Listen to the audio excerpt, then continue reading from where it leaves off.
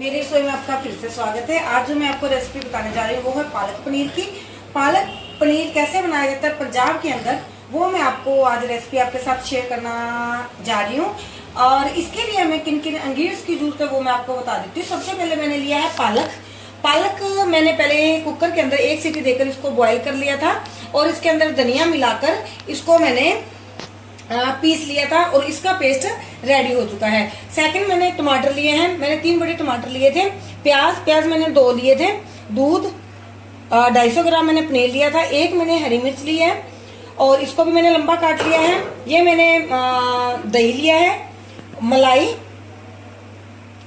लहसुन लिया मैंने 6-7 कलियां, अदरक का मैंने पेस्ट लिया है। खड़े मसालों में मैंने जीरा, काली मिर्च, दालचीनी और छोटी इलायची ली है। और इसके बाद मैंने लिया ये कसूरी मेथी और तेल लिया मैंने। और सूखे मसालों में मैंने नमक, हल्दी पाउडर, गरम मसाला, लाल मिर्च पाउडर और धनिया पाउडर लिया है। मैंने ये तेल गरम कर लिया है। इसके अंदर मैंने अब क्या करना है, इसके अंदर मैंने जो प्याज काटे थे वो डाल लिए, टमाटर, हरी मिर्च जो मैंने 1 काटी थी। हरी मिर्च आप और भी ले सकते हो, अपने टेस्ट के अकॉर्डिंग कम या ज्यादा कर सकते हो। लहसुन की 6-7 कलियां जो मैंने डाली थी।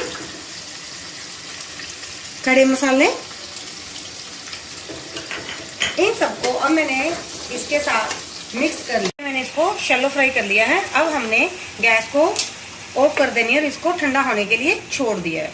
मैंने मसाले को ठंडा कर लिया है। अब मैंने इसको एक मिक्सी के जार के अंदर निकाल लेना है। ये जो मसाला फ्राई किया था वो अब मैंने कढ़ाई के अंदर तेल गरम कर लिया है, इसके अंदर डाल दिया है।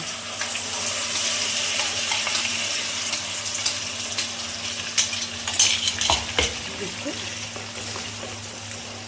पकाना स्टार्ट कर दिया है।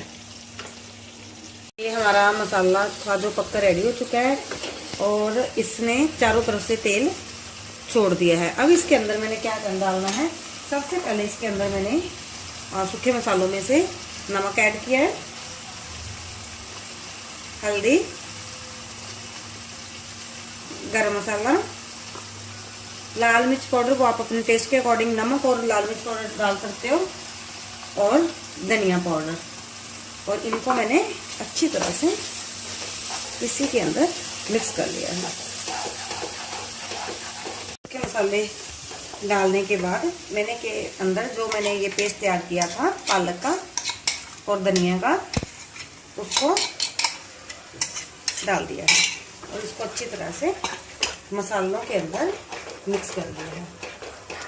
अब इसके अंदर जो मैंने अदरक का पेस्ट लिया था वो डालना है और इनको अच्छी तरह से पालक के अंदर मिक्स कर लिया है। इसको 5 मिनट पका लिया था। अब इसके अंदर मैंने दही डाल देना है।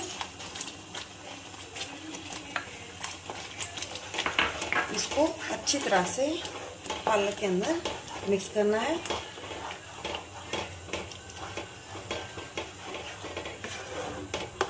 ये देखिए अच्छी तरह से इसको दही को मिक्स करना है और उसके बाद इसको अच्छी तरह से मिक्स करने के बाद में मैंने साथ ही इसके मलाई ली थी जो मैंने डाल दी है। अब इसको जब तक ये पालक तेल ना छोड़ दे, ये अच्छी तरह से पक ना जाए, तब तक हमने इसको ऐसे ही पकाना है।